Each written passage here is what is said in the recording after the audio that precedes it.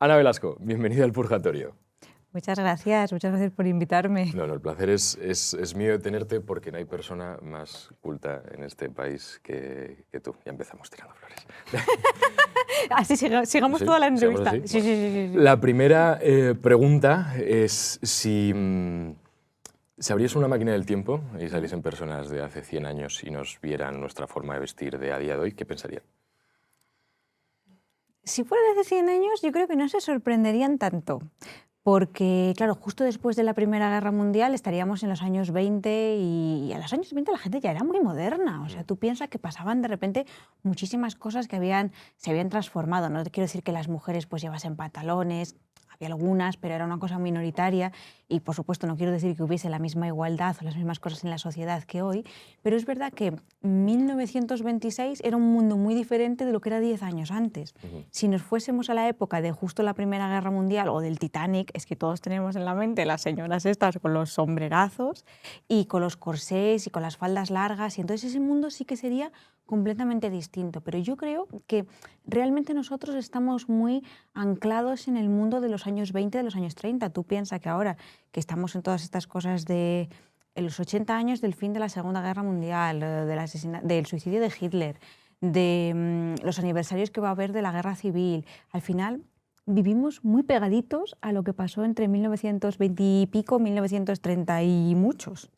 Te lo digo porque me causa curiosidad que viviendo en la época actual, más transparente, más liberal, y saliendo a la calle y viendo a todo el mundo más o menos igual, partimos de la base de que la moda tiende a ser un poco el reflejo del alma de cada uno, o de la personalidad. Por eso te preguntaba, quizás ahora, si viniese alguien de hace 100 años, ¿podría pensar que somos todos una fábrica de la misma persona? Sí, o sea, claro, hay una cosa que es lo que tú dices, la moda al final está muy vinculada a contar la identidad social, ¿no? O sea, al final nosotros, aunque tú vistes en tu estilo, yo he visto en el mío, tú en versión hombre, yo en versión mujer, y cada uno tiene sus cosas, ¿no? Pero tú piensas que en realidad todos vestimos de acuerdo a una oferta prefabricada que se basa realmente en muy pocas cosas, muy pocas prendas, muy pocas ideas, muy pocos conceptos. Y yo creo que la gente, si viajase en el tiempo, este siglo o estos 90 años o una cosa así, pues pensaría realmente que está ante una sociedad de masas, que ya era una preocupación a principios del siglo XX. Tú acuérdate de todas estas cuestiones de Ortega y Gasset, que ya se preocupaba por el hombre masa, o todo lo que vamos a ver en los años 20 y en los años 30 con el desarrollo de los totalitarismos. Nosotros vivimos en una democracia y somos personas, como tú dices, muy libres, ¿no? Y nuestra forma de vestir es completamente libre, ya no hay nada de lo que había en la antigüedad, que eran estas normas suntuarias o normas que decían, no, es que como no eres hijo de nobles, pues no puedes vestir de color morado o de color rojo. Nosotros eso nos chocaría mucho. Sí. Pero claro, la gente que viajase del pasado y nos viese hoy, pensaría, pues si son todos iguales. Claro, somos ciudadanos de una democracia. ¿Y por qué hemos terminado cediendo a esto? O sea, cuando había tanto gusto, o pensamos que había tanto gusto. Hombre, yo creo que tú ves la época antigua, ¿no? Antigua quiero decir de cualquier momento hasta el siglo XIX realmente, o incluso incluyendo el siglo XIX. Y te das cuenta de que no es que había más variedad, pero el mundo privilegiado de las élites era espectacular. O sea, tú te vas a Versalles y, o sea, nadie vive en una casa así, Sí, ¿no? que a lo mejor se ha reconvertido también en Claro, hemos perdido muchas cosas. Claro, hemos perdido toda esa pues, sofisticación, todos esos ejércitos de criados, pero esto es como la gente que dice, ¿quién serías tú en el antiguo Egipto? Y dice la gente, un faraón. Bueno, las posibilidades de que fueras faraón son bajas. Claro, entonces es mejor que hayamos perdido quizá muchas cosas y que estemos todos ahora muy igualados y que todo el mundo lleva al final vaqueros y una camiseta o vaqueros y una camisa, es el uniforme estándar, ¿no? Porque en general toda la sociedad pues, lo tiene más fácil y lo tiene más mejor. Bien. Claro, porque esto se podría tratar quizás como un retroceso. Como un retroceso, claro, es que aquí hay un término que históricamente, no solamente relacionado con la moda, sino en general es muy problemático, que es lo del progreso y lo de la noción también de ir hacia adelante e ir hacia atrás en la historia. O sea, la historia es la que es. Claro, nosotros podemos pensar que la forma de vida antigua es fascinante, ¿no? Y en ese sentido nosotros tenemos unas vidas muy tristes, muy grises, muy anodinas, que no cuentan nada. Tú te pones a pensar en cualquier persona que era famosa antes, yo qué sé, Lope de Vega, Cervantes, es que tuvieron unas vidas que les pasaban todo, o sea, eran soldados, fueron presos, nosotros tenemos hoy todos una vida muy plana, ¿no? Ajá. Y claro, en ese sentido, pues uno no deja de pensar, hemos perdido la aventura, hemos perdido el lujo, hemos perdido... Porque al final las tiendas de ropa, que tú lo dices, ¿no? Es decir, bueno, pero tenemos tiendas de lujo, es verdad, Sí. pero tú te compras cosas producidas en serie en una tienda de lujo también. Claro, el mundo de ayer ha pasado y nos ha barrido, ¿no? Pero yo creo que hemos ganado más que hemos perdido.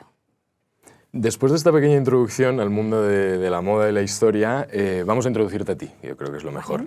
Escritora de 2 libros, La moda española, de 1898 a 1930, Historiones de la moda, que acaba de salir y está arrasando en todos lados, colaboradora en COPE y en otros muchos sitios, profesora también de universidad. ¿Por qué la moda? ¿Por qué la historia? Pues... es que esta pregunta es la que me hace toda la gente, la de ¿por qué la moda? Pues porque es interesante, ¿no? Porque, claro, a la gente le sorprende mucho, porque yo creo que la moda está muy infravalorada. Si te das cuenta, casi todos los medios de comunicación dedican, si hay algo de moda, es porque hay una alfombra roja, o porque llegan las rebajas, o porque pasa algo que alguien saca una prenda de desfile o algo así, pero nunca se habla de que realmente todos nos vestimos. Yeah.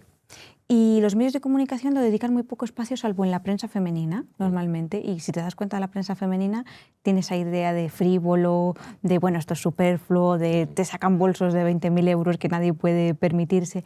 No, pero la moda es muy importante. Tú y yo estamos aquí vestidos y Sí, bueno. yo sé cosas... Tú mejor que yo, Tú seguro. muy guapo.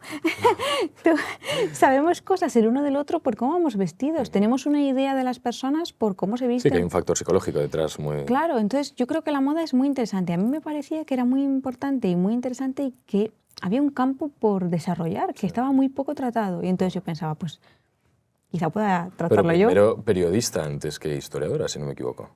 Estudié periodismo e historia del arte juntos Eso es. y luego estudié historia. Y a mí siempre me gustó. Es que, ¿sabes? Yo pienso, a la gente a veces le choca cuando yo lo digo, pero a mí me parece que es lo mismo. O sea, yo realmente me siento yo me siento muy periodista todo el tiempo y me siento también historiadora todo el tiempo. Entiendo que hayas elegido también un poquito más la historia que el periodismo en estos tiempos, Pero es lo mismo, es contar historias. En el periodismo es verdad que está todo muy vinculado a la actualidad y en la historia está vinculada al ayer, ¿no? Pero yo en realidad lo veo que son como... Yo siempre quise ser escritora y Sí. me parecía que esas 2 profesiones eran contar cosas de lo que pasa en el mundo hoy y contar cosas de lo que pasa en el mundo ayer. Yo lo veía como un camino natural.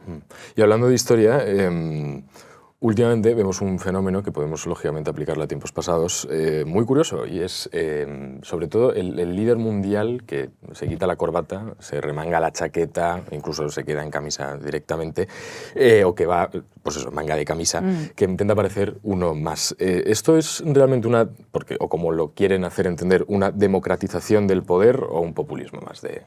Oh, es un populismo clarísimo, ¿no? O sea, es esta idea de vestirse de pobre, que es como lamentable. Nos tratan realmente, los políticos nos tratan como si fuéramos idiotas y es probable que sea justo porque nosotros también nos comportamos como si lo fuéramos, ¿no? Pero también es verdad que hay una crítica, yo creo que de fondo, y hay un miedo muy grande con el tema de la moda y con el tema de la apariencia física, que es muy fácil ser juzgado, ¿no? Entonces nosotros tenemos a veces la idea de que alguien no puede tener una mentalidad o tener una ideología si va cuidado o si le preocupa mucho su aspecto físico, porque lo vemos como una cosa vanidosa y frívola, ¿no? Y claro, esta idea de que la estética es mala es absurda, porque a todos nos gusta, no en el sentido de la moda, pero a todos nos gusta llegar a casa y que sea un sitio bonito, que esté limpio, que sea... ¿Por qué nosotros no tratamos como con respeto nuestro cuerpo? Sí, pero hablando de la ideología de la vestimenta, hombre, quizás antiguamente era más clara. La persona obrera pues llevaba lógicamente el mono y el burgués pues con levita. O sea, era lo que había. Hoy claro, por eso, o sea, a día de hoy lo que al menos se ve es que hoy un millonario, pues eso, de Silicon Valley, por ejemplo, Mark Zuckerberg, claro, te va en, joder, unos joggers, o sea, un pantalón de chándal, unas zapatillas de 50 euros Claro, Steve Jobs. y fíjate, además es lo que tú dices de la indumentaria de los burgueses, ¿no? Fíjate hasta qué punto es algo que señala la ideología y la ascripción a un pensamiento que tienes el sombrero de copa, que es literalmente soy más alto, voy por encima, sobresalgo, ¿no? Eso nosotros lo hemos perdido en buena medida. Y hay muchas cosas también que tienen que ver con la comunicación política. En la comunicación política la imagen es muy importante. Si te das cuenta, todos los políticos, prácticamente todos, son atractivos.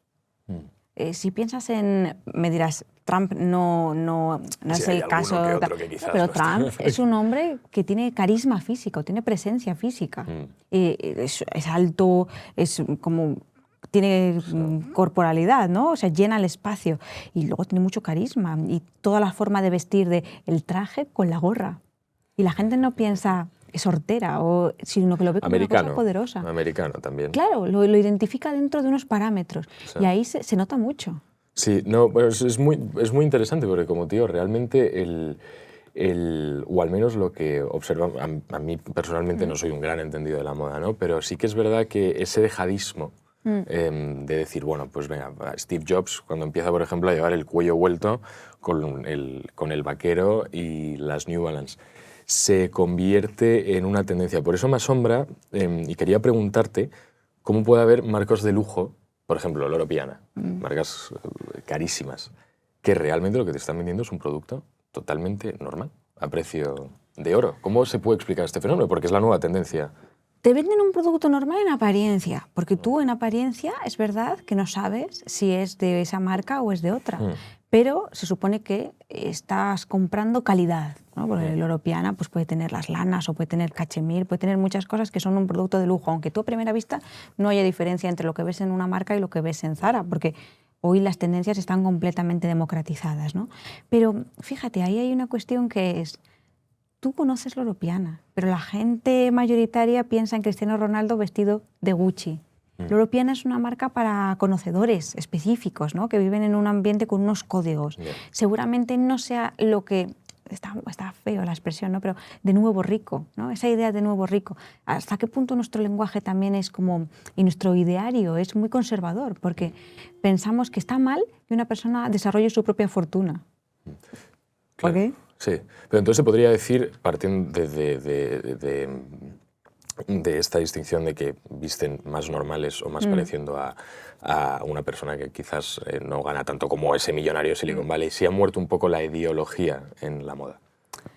Sí, a ver, sí, porque nosotros vivimos una sociedad muy democrática. Entonces, realmente es que, esto es la frase esta famosa de Yves Saint Laurent, que dice, solo lamento no haber inventado el vaquero. Y es verdad, ¿no? Porque al final todo el mundo lleva vaqueros o pantalones o deportivas, que hace muy poco todavía no te dejaban entrar en una discoteca si llevabas zapatillas deportivas. En 10 años o en 15 años hemos visto una transformación brutal. Y es obviamente que, digamos que las ideologías, aunque a nosotros nos parece que vivimos en una sociedad muy polarizada, están muy desaparecidas. Es como, al final todos tenemos, aunque siempre hay una amenaza, ¿no? de radicalismos y de totalitarismos y demás, realmente todos tenemos como un marco muy común y luego discutimos por tonterías, desde mi cierto punto de vista, ¿no? Porque vivimos en una sociedad que es muy cómoda para la mayoría de la población. O sea, nosotros tenemos un bienestar inaudito en la historia y eso tenemos que entenderlo. Ahora, tenemos nuestros defectos y nuestros vicios en torno a la moda, muchos, y en la política y en los temas ideológicos se nota. O sea, desde Pedro Sánchez, cuando cogía su uniforme de campaña con la camisa vaquera, que era esa idea de, bueno, me disfrazo de persona de la calle, persona normal, y la gente también dice a los políticos, se lo reprocha, ¿no? Le reprocha que te disfrazas porque tú normalmente no vistes así. Y yo creo que en política y en general también en nuestra vida personal se prima la autenticidad. Pero es que la autenticidad está muy producida. Lo que hemos perdido es un poco la autenticidad, ¿no? Claro, está muy producida. Por ahí vamos. Hablando de la mujer, la mujer en la política, o sea, cómo va vestida la mujer, porque la analizas mucho, ha tenido siempre que conquistar el espacio público, más que el hombre, muchísimas veces, y lógicamente la moda ha sido un apoyo para hacerlo. Vemos a día de hoy referentes como, te voy a decir de todos los lados, desde Meloni, Ayuso, Yolanda Díaz, quien sea. ¿Seguimos analizando más la ropa quizás de la mujer que del hombre? Sí, sin duda. O sea, en esto hay mucho machismo. Yo creo que la palabra, es decir, hay mucho machismo en lo que tiene que ver con la presión estética sobre la gente, o sea, sobre la gente, sobre las mujeres en particular, pero también, en cierto sentido, con la mirada también masculina, ¿no? Si te das cuenta, tenemos el caso de una candidata, Hillary Clinton, cuando se presentó a presidenta de Estados Unidos, y Hillary Clinton resumió su historia electoral diciendo hay que ir bien peinada y hay que caer simpática, que eran dos grandes problemas de Hillary Clinton. Uno, el tema del pelo, y si piensas en un montón de mujeres líderes, ¿qué pelo llevan? Angela Merkel llevaba el pelo corto, porque el pelo largo se ve como demasiado femenino, como...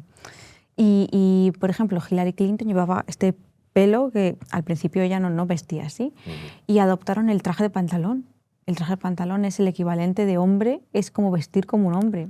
Si te das cuenta, Margaret Thatcher en los años 80, en los años 70 y 80, ella vestía siempre con trajes de pantalón, llevaba bolso, y hubo un término en inglés que se creó a propósito de cómo usaba Margaret Thatcher el bolso en las intervenciones parlamentarias, que era bagging, que era de bag, bolso en inglés, que venía a ser como tratar al adversario mal, como ser hostil, una cosa así, vaguear, ¿no? No en el sentido de español, sino de baja en el bolso en inglés.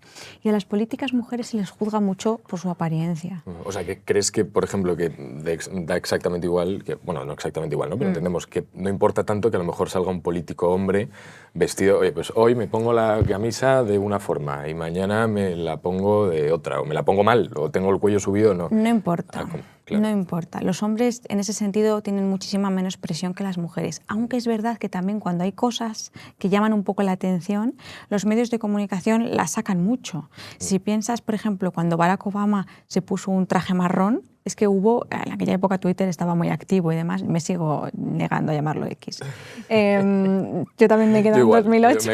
Yo me he quedado con Twitter y soy del 2003, pero me he quedado con Twitter. Y hubo un escándalo en Twitter y en las redes sociales que decía, por favor, presidente, no se ponga eso, o sea, no vaya usted... Pero nadie piensa en Obama en ese momento que iba mal vestido, que iba mal peinado, lo que sea. Sí. Por ejemplo, tenemos ahora a Macron, que lleva las gafas estas de espejo porque tiene un derrame en el ojo.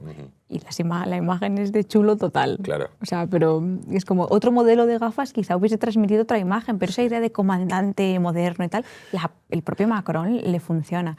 ¿Crees que alguien va a acordarse del gobierno de Macron por esas imágenes con gafas? No, en absoluto. ¿Y alguien no piensa en Hillary Clinton o en Angela Merkel y la ve vestida como va? Posiblemente, pero por eso me hace también gracia, habiendo tanta democratización de la vestimenta y ahora que realmente vivimos en ese momento histórico en el que supuestamente nos da tanto igual el otro y somos más individualistas y no nos importa tanto y nos estamos todo el rato fijando en qué lleva la reina Leticia, pero no nos fijamos la corbata que lleva Felipe. Entonces, ¿por qué muchas veces iconizamos figuras que no saben, porque bueno, tampoco lo sé, pero que no creo que entiendan tanto de moda como otras por el mero hecho de ser una reina, por ejemplo? Claro, nosotros tenemos la idea esta, que es una idea muy antigua, ¿no? Es una idea que no tiene nada que ver realmente con las democracias, que es que el poder se expresa visualmente. Claro, lo que tú dices, realmente poder tiene Mark Zuckerberg y lleva chanclas de dedo, unos pantalones de Walmart, claro, y una camiseta de algodón que seguramente no nos compraríamos ni tú ni yo porque nos parecería de pijama, ¿no? O sea, claro, pero nosotros tenemos la idea de que estas figuras realmente deben liderar la sociedad, sean políticos, sean lo que sea, ¿no? O sea, sean políticos, sean figuras de casas reales, figuras representativas. Si piensas, por ejemplo, en funerales de Estado, acontecimientos de Estado, siempre se habla de la ropa que llevan las políticas mujeres en general, ¿no? No es porque sean modelos ni porque estén en la industria de la moda, sino porque nosotros les cargamos de significado. Pero esto es un vicio nuestro. Realmente la reina Leticia, y esto, por ejemplo, lo hemos visto también en, creo que fue Kate Middleton, que dijo en la monarquía inglesa que se iba a dejar de decir de quién vestía. Y en Estados Unidos en la antigua legislatura, en la de Biden, Jill Biden, la mujer del presidente, que ejercía de primera dama, se negó a dar datos de quién iba vestida a las marcas porque consideraba que eso no era importante para el cargo. Es que realmente no debería ser importante. Realmente no es importante. Claro. Somos nosotros los que consideramos que es importante cómo viste alguien. Claro. Hablando de reinas, retratamos, bueno, retratamos, el libro es de los lectores, Mateo. Los lectores que lo construyen. Pero retratas el choque entre, por ejemplo, la maja y la flapper en estos libros. Hoy, que hablamos tanto de identidad nacional como de globalismo, ¿cómo gestiona España esa entrada en la modernidad? Es una pregunta súper difícil porque yo creo que quizá... Por partes, vamos, hay tiempo, no podemos estar aquí... La cuestión es, ¿ha entrado España en la modernidad? O sea, no solo España, o sea, todos los países, porque yo hay muchos... Esto es un tema que en la historia siempre se trata y en política, que se ve España como un país excepcional. Excepcional, ¿por qué? ¿A razón de? ¿Por qué? Claro, pues porque tuvo una dictadura que duró mucho tiempo, porque no ha seguido los ritmos de modernización que vivió toda Europa. Si piensas pues, en las películas de los años 60 o los años 50, hombre, pues no era el contexto que había en España, pero España, que yo sepa, vivió una dictadura mucho tiempo, sí, hasta el 75, ¿no? Pero ¿y el resto de la Europa comunista que vivió en una dictadura? ¿Y Grecia y Portugal? Sí. En la Unión Europea, España es un país mediterráneo y es una excepción. ¿Por qué?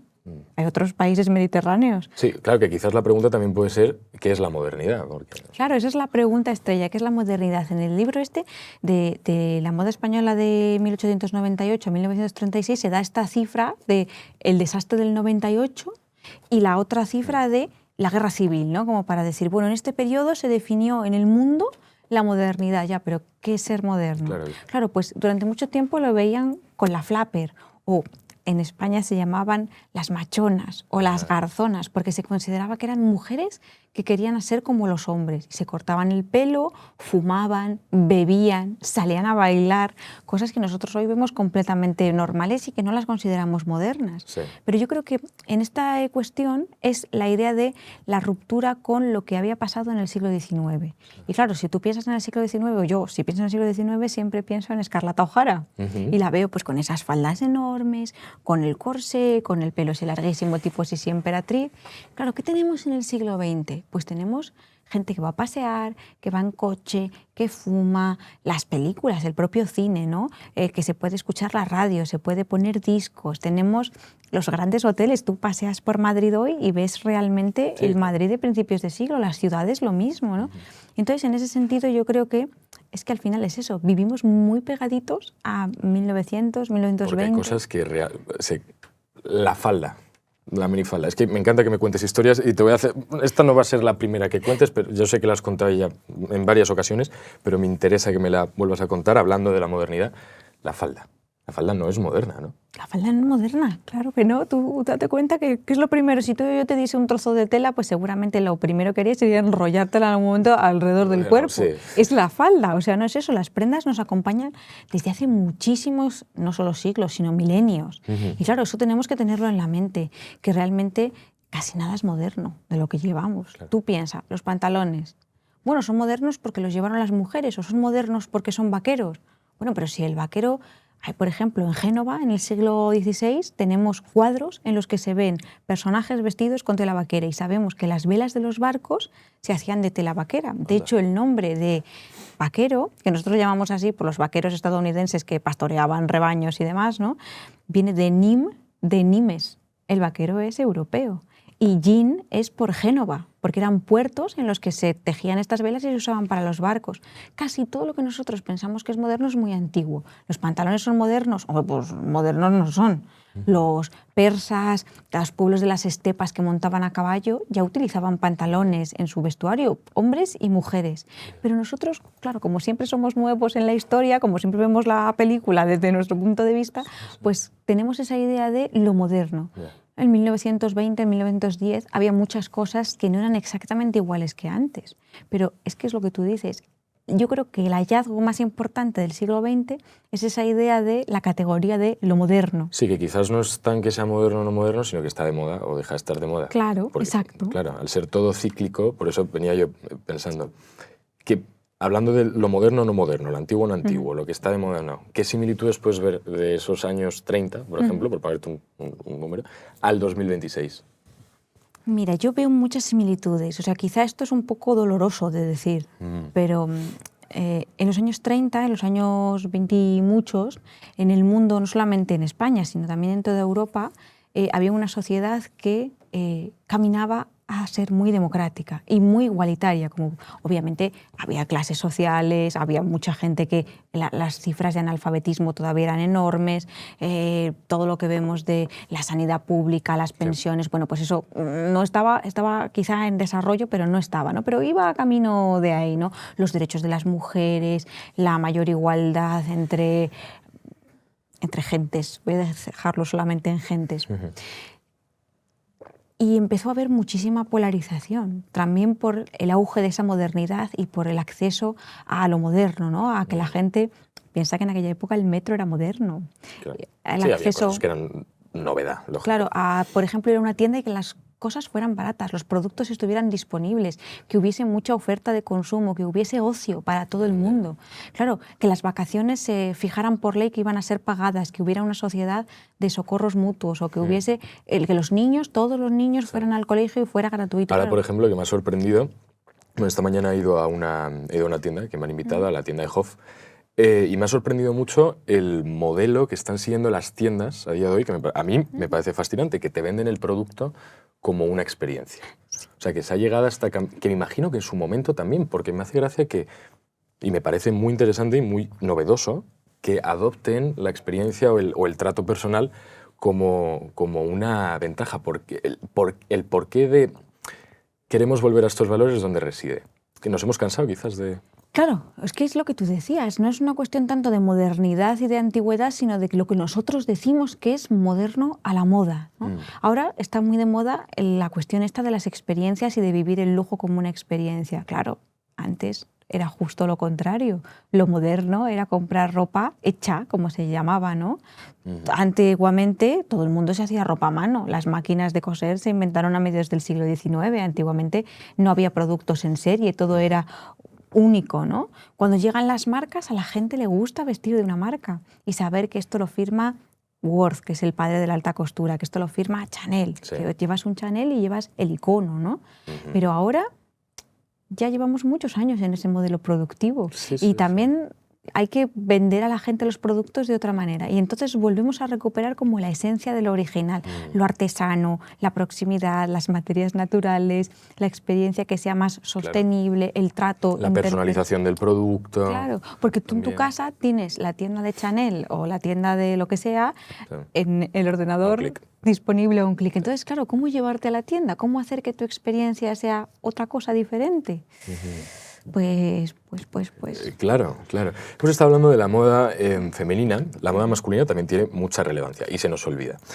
Como digo, solemos pensar que la moda siempre es algo femenino y delicado. En tu libro Historiones de la moda, que lo tendré para la próxima vez que vengas aquí, esta vez no me la has regalado, no lo he tenido a tiempo, Ana, muy mal. Está bien. Además yo lo quiero con mi dedicatoria Claro y mis cositas. Pero es verdad que en este libro demuestras que la moda del armario masculino actual es básicamente un armario militar. O sea, que te lo puedes poner y puedes ir a la guerra. Quiero que me cuentes la historia, por ejemplo, de la gabardina. ¿Cómo, por ponerte un ejemplo? Sí, por poner un ejemplo, literalmente, porque casi todas las prendas vienen de ese contexto. Claro, una prenda tan usada. O sea, que todo el mundo... Yo, por ejemplo, en otoño, ahora no queda mucho frío, pero en otoño me pongo mi gabardina, me la adapto y me voy a la calle. O sea, pero no entiendo tampoco ¿por qué tiene su uso militar? Pues fíjate, es que casi todas las prendas y casi todas las cuestiones de moda que nosotros lo identificamos enseguida con las mujeres, esto es claramente una influencia del siglo XIX, porque tú piensas que en ese momento hay muchos ideales de domesticidad. Ha habido revoluciones liberales y los hombres, los varones, se convierten en ciudadanos. ¿Y las mujeres? Pues toma vestidos, ¿no? O sea, hay una revolución industrial y vamos a vendérselo a gente y vas a ser tú, que eres el escaparate de la prosperidad de tu familia. Claro, pero hasta entonces, ¿quiénes eran las personas que lideraban la moda? Pues normalmente surgían cambios cuando había algún episodio histórico o algún suceso que requería innovaciones y casi todas eran militares. Sí, como Hugo Boss, por ejemplo, con los nazis, ¿no? Claro. La Segunda Guerra Mundial. De hecho, no solamente es que Hugo Boss es muy buen ejemplo por el tema de los uniformes nazis, sino que es que la confección en serie nació en la Guerra de Secesión estadounidense.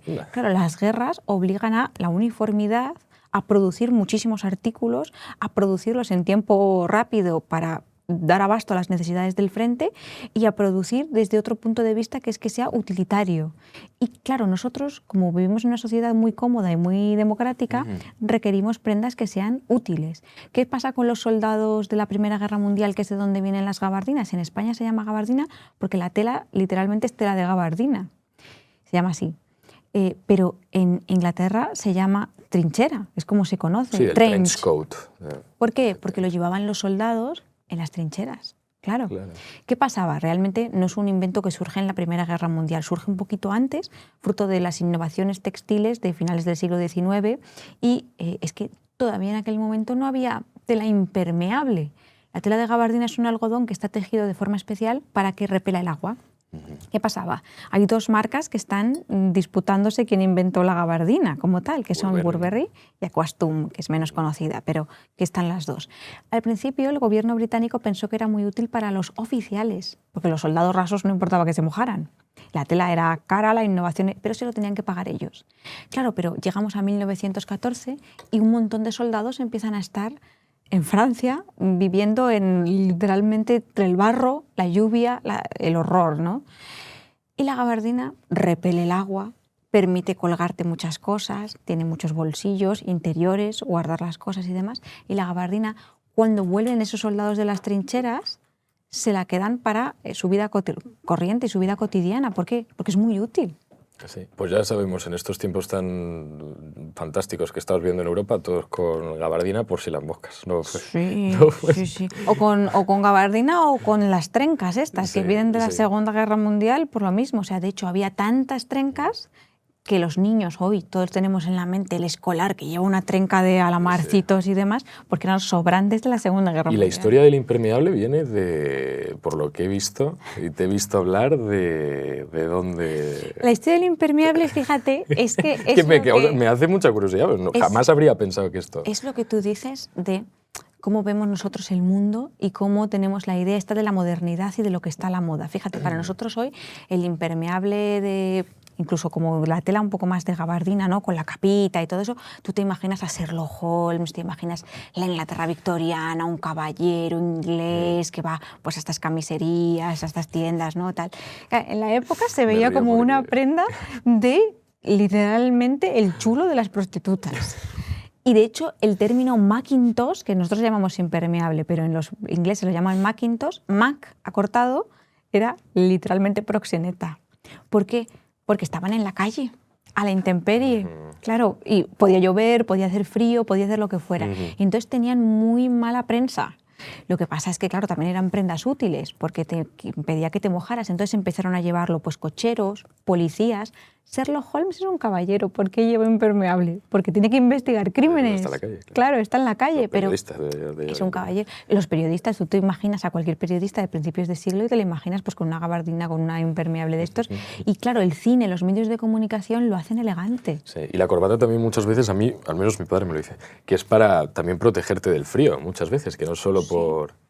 Fíjate, es muy curioso porque las corbatas realmente se extienden a partir del siglo XVIII, siglo XVII, el gran siglo de Francia, con Luis XIV en Versalles, pero la corbata viene del croata. De hecho, los croatas se supone que eran unos soldados mercenarios que llegan a la corte francesa a combatir. Y esto es un poco leyenda, había una tradición en Croacia que era que las mujeres daban a los hombres un pañuelito bordado que se ponían al cuello y si caían en combate les devolvían el pañuelo, claro, porque eran soldados mercenarios, no el cuerpo. Y a la corte francesa le gustó esta novedad que introdujeron los mercenarios, de nuevo, hombres y soldados, innovaciones militares, y se adoptó para el traje de lucir una cosa con encaje, que era caro en aquella época, no solamente el cuello de la camisa, que era lo anterior. Pero fíjate, realmente esa historia es verdad que seguramente tenga algo de verdad y algo de verosimilitud, pero es que las corbatas son una prenda muy antigua que estaba vinculada a cuidar precisamente la salud del cuello. los romanos también llevaban los soldados una especie de corbata. Era un pañuelo y se llamaba focale, que viene de sudor, porque tú piensas que los romanos iban, los legionarios romanos por allí, por todos esos caminos de Dios, y hay esta frase incluso que dice, es que Roma es un imperio que se hizo con soldados que andaban, no tanto que guerreaban y que luchaban, que también. Y claro, el pañuelito este del cuello pues les impedía el roce de la armadura, y cuando había pues viento o lo que fuera se lo podían subir o se hacía frío o se secaban el sudor de bajo el sol. Supongo que los faldones que llevan los romanos también sería para darles más movilidad, quizás. Sí, porque es que los romanos pensaban que los pantalones eran una prenda bárbara y que eran además muy incómoda. Claro, nosotros, tú porque eres hombre, pero yo que soy chica y llevo faldas y llevo pantalones, te puedo asegurar que los pantalones no son más cómodos que las faldas. Nosotros lo vemos así porque tenemos esa mentalidad, ¿no? Pero realmente la prenda más cómoda siempre es la que es más suelta. O sea, ya sabes esa frase de Homer Simpson en los Simpsons. Por eso me río. De gordo con caftán, ¿no? Solamente se puede ser una señora tal o rapel, que también es la otra versión, ¿no? Pero es que los hombres deberíais probar la falda porque es muchísimo más cómoda. Sí. Bueno, también hay otra cosa que los hombres solían llevar, que ya no... Bueno, sí, porque por ejemplo, yo llevo mucha bota. La gran mayoría de zapatos que llevo son o mocasines o botas. No suelo llevar mucha deportiva. Estoy intentándolo. Poco a poco, lo prometo, estoy intentándolo. Pero la historia de los tacones me gusta mucho, porque nacieron para que los hombres ¿no? demostraran poder, estaban más elevados, bueno, más fuertes. Primero hay una cosa ahí, hay dos cosas. Una que es efectivamente la idea de que ya ser más alto es equivalente a tener más poder, más apariencia, simplemente por el hecho de que se destaca entre una multitud. Sí. O sea, es una cuestión que a mí esto me hace mucha gracia. No tiene mucho que ver con el tema de la moda, pero hay una cosa que me hace mucha gracia, que sabes que en las aplicaciones estas de ligar hay un tema recurrente en Instagram y en las redes sociales, que es lo de los hombres, si miden más de 1,80 o una cosa así, como que tiene un premio en las aplicaciones para las mujeres y demás. ¿Por el algoritmo? Sí. Y de hecho, muchos lo ponen abajo, ponen 1,85, 1,83, una cosa así. Y es una cosa que la aplicación premia. No tenía ni idea. Sí. Y tiene que ver con esa idea de los tacones te hacen más alto. Las mujeres, ¿por qué llevan tacones? Porque se considera que ser más alta es una cosa más elegante, o sea, es una cosa absurda, pero es una construcción social que nosotros tenemos relacionada con que la altura es igual a la altura social, ¿no? ¿Y cuándo se hizo este cambio de rol entre el hombre y llevar el tacón? Pues claro, aquí lo que tenemos que pensar es en, como has dicho antes, la indumentaria militar.